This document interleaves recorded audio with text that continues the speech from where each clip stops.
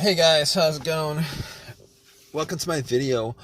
All right, guys. Just want to give you guys a quick fix on an issue that I had the other day. So basically, I had this issue with my car, and this came out of nowhere. Actually, the car was like driving fine for most of the day, and went to a McDonald's to get something to eat. Came out about 30 minutes later, got into my car, and tried to start it, and it was not starting at all. There was no crank. There was no. It was, but but everything else worked inside the car. I mean, I was able to, um, you know, the alarm worked. The alarm worked. Well, the remote worked. The all the lights on the dash worked.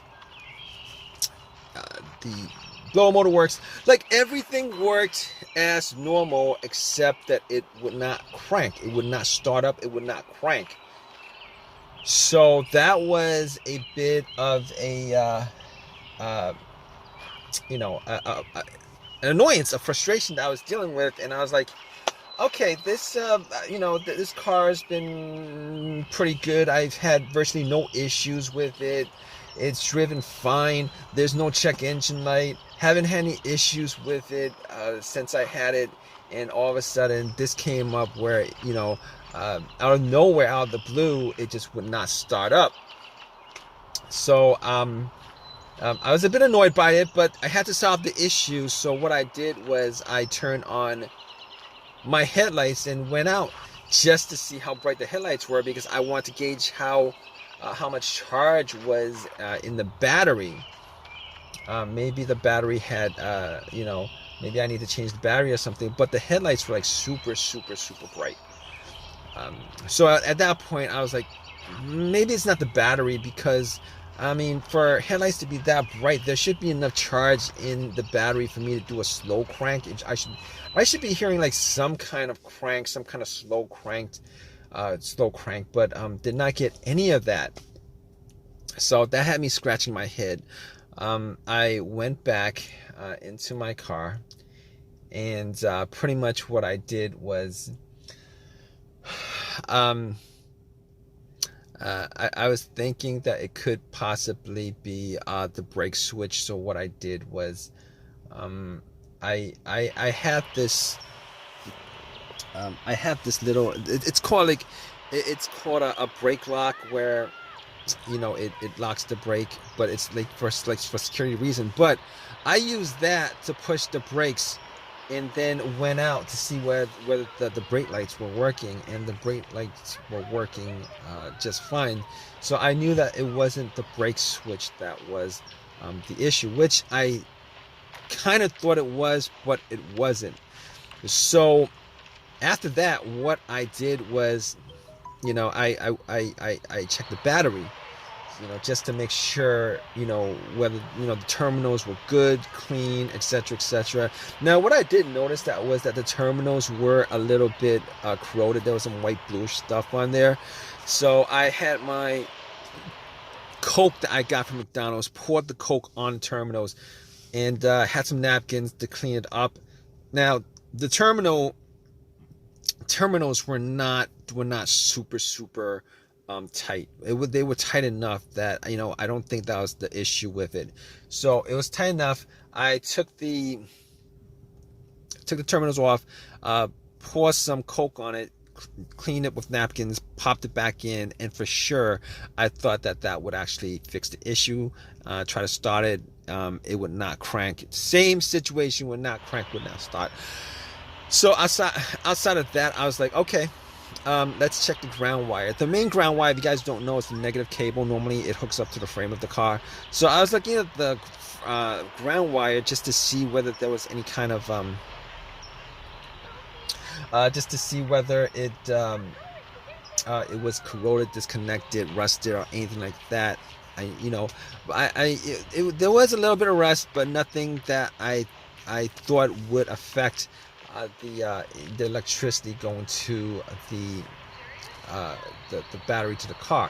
So I was able to rule out that. So at that point I was like, let me rule out the battery completely, because I'm not wasn't 100% sure whether it was the batteries that was the problem. So I had somebody help me out with a jump.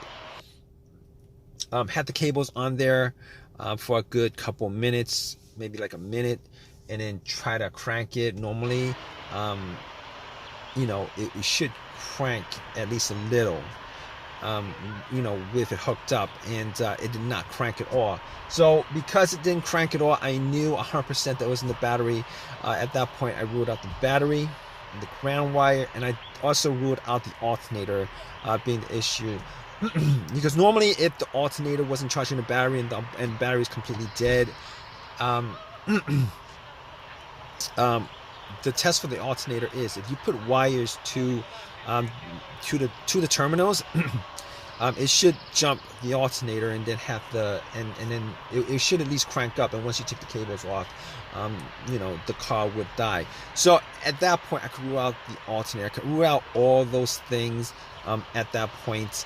So basically, what I did was I got back to my car and I was still hoping that there was a really simple fix to the problem. So basically at that point, I was thinking to myself, okay, I have an OBD2 reader, a $19 OBD2 reader that I got from Walmart. And seeing as how there's no check engine lights on the dash, I thought to myself, I mean, there's a chance that it could possibly be something, but that might bring a code up that's pending, that's not in the system.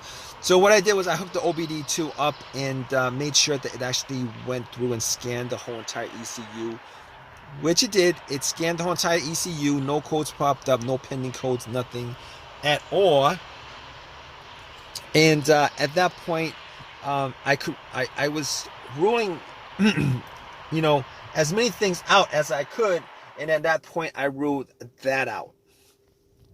Okay, so after that, I was thinking to myself, there's a couple other things it could be. It could be possibly be the fuses or the relays. All right, so I got to the box where the fuses and relays are and checked out all the fuses just to make sure that there was no blown fuses or anything like that. And checked out to see whether there was any kind of brownish tint on any of the top of the fuses. There was none. Didn't smell anything that was burnt. And then I recalled that there were two situations where I've experienced where the fuses caused my car not to start. And this was cars that I've had previously. One of those situations was, the car that I had, there was no power at all to the car, nothing was on, etc., etc. And in that situation, it turned out to be the main fuse that was blown. It was the main fuse that was blown.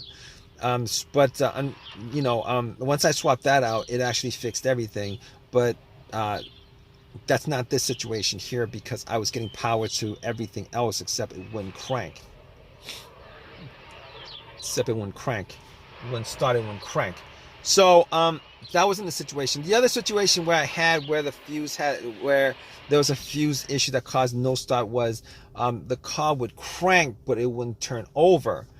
It would crank but it wouldn't turn over, and that fuse turned out to be either the CPU, the fuse to the CPU, or the fuse to the fuel pump.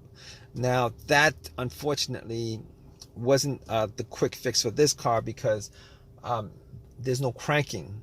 This car is not cranking. It's not cranking at all. So that wasn't the problem. At that point, I was thinking to myself, all right, we've eliminated a lot of things. Let's go with the next most obvious thing, which is the relays. And I actually thought it may have been a relay that would be causing the issue. So basically what I did was I swapped out one of the relays for the other relay and try to start the car up. And unfortunately, it wasn't an easy fix because it didn't start up. It was the same situation. It would not crank, would not start. And at that point, I knew that it wasn't the relay that was the cause of this issue.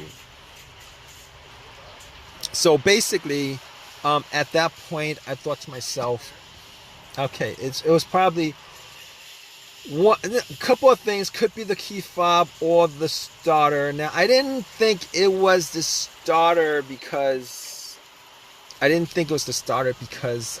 the starter changed up about a year and a half ago.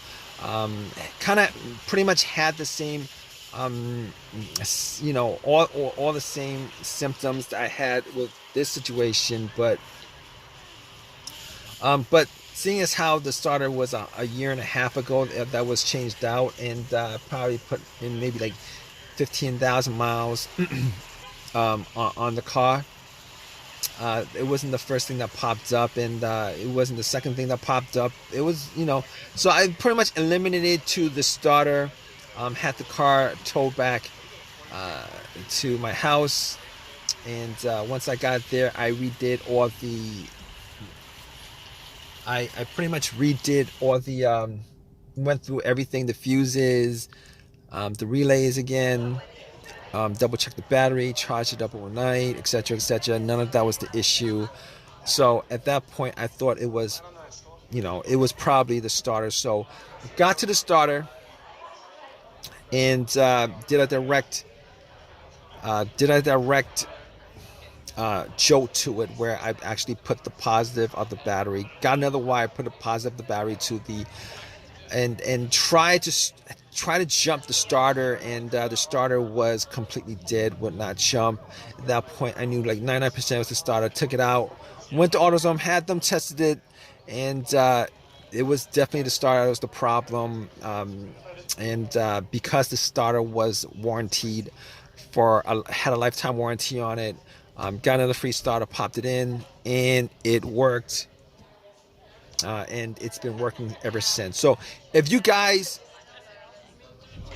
are stuck in this situation where you guys are looking for a fix for it, there's a good chance that probably one of the things that I went through in this video could possibly fix your situation. Hopefully it's not the starter where you're stranded until you get the starter changed up. Anyway, if this has helped you guys out anyway, please leave give me a positive feedback. Please subscribe. Please comment if you guys have any comment on this video. All right, guys, take care.